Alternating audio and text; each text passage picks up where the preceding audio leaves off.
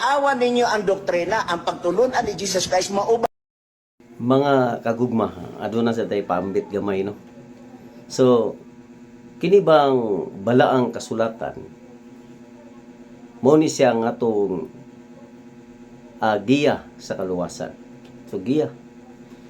Pero nasayod ba mo nga kining balaang kasulatan nga mo'y atong giya sa kaluwasan gigamit sa pagpanintal, gigamit sa pagpanglingla, gigamit sa pagpanglingla sa atong mga igsoon aron makadani sa ilang mga membro pinaagi silang matahum ug malamaton nga pulong, daghan ang ilang malimbungan. Muna nga dili garantiya nga kung magamit sa balaang kasulatan iya na sa Dios or nagdala sa kamatuoran. Nganuman kay bisan si Satanas migamit sa balaang kasulatan aron sa pagtintal ni Ginoong Hesukristo. Mabasa ba na sa Biblia? Mabasa. Na San Mateo 4:6. Giingnan niya si Ginoong Hesukristo, kung ikaw anak sa Dios, ambak nga to sa ubos kay nahasulat na pagasap nayo ng imong mga tiil sa anghel. Nigamit siya og balaang kasulatan. Unsa man nga bersikulo iyang gikutlo?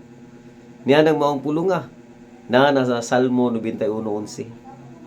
Yung si Kristo na nalipod siya ang kaugalingon, ningon siya na hisulat na usab, ayaw tintalang Ginoo nga imong Dios. Nigamit si Ginoong Hesukristo og balaan nga kasulatan aron sa pagpanalipod siya ang kaugalingon. Unsa man nga bersikulo yang ikutlo na sa Deuteronomio 6:16. So atong makita nga bisan si Satanas nagpakaministro sa katarong nasa 2 Corinto 11:14-15 aron sa pagpandani. Busa ang atong mga igsuon nga mga dili ingon nato nga mga dili Katoliko mogamit sa balaang kasulatan aron sa pagtintal. Unsa man nila pagtintal? Mingon sila nga mauning ang tinuod nga timailhan nga iya sa Dios nagtuman sa sugo. Nagsunod sa balaang kasulatan, nagbantay sa adlawng igpapahulay. Nigamit mga igsuon nga balaang kasulatan o paminawa gani ninyo niyang ilang katarungan sa ilang mga pastor. Tan-awan ninyo ang doktrina, ang pagtulunan ni Jesus Christ mauban na ang inyong pagtulunan. For example, si Jesus Christ nagbatasan pagsunod sa sinubuga kada Sabado, pamo nagbatasan man. Ang problema igsoon kung ang mga pagtulunan gitudlo diha sa simbahan dili mga doktrina sa atong Kristo o sa mga apostoles. Ang Biblia maigso nagsulti nga ang tinuod nga simbahan nagtuman sa sugo. Ngano? Aniya ang rason. Klaro gud kaayo nga ang Dios naghatag og timaan sa iyang gitukod nga iglesia. Nagbantay sa mga sugo sa Dios.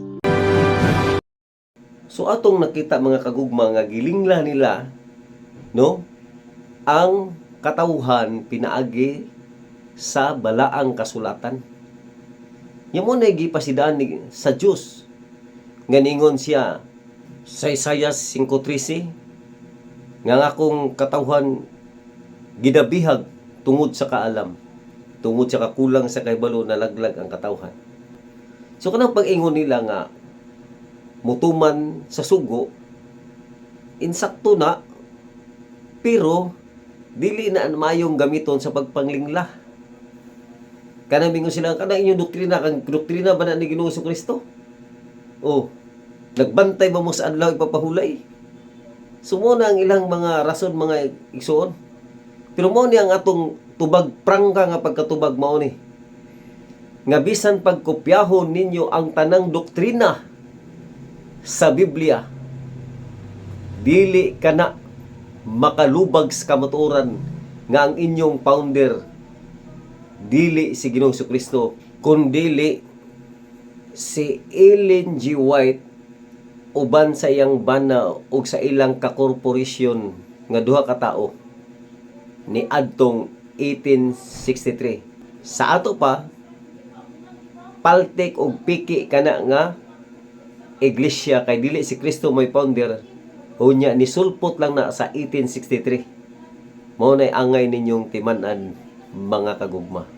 Busa bisan pag mangugat mo, dili ninyo malingla ang tao, labi na sa social media nga daghan na kayong nasayod nga ang inyong pundok paltik og piki dili si Kristo mo'y founder. Mao na ang prangka nga pagkaistorya nga bisan pagkopyahon ninyo ang tanang doktrina sa Biblia, apan ang inyong founder dili si Kristo, piki gyud mo.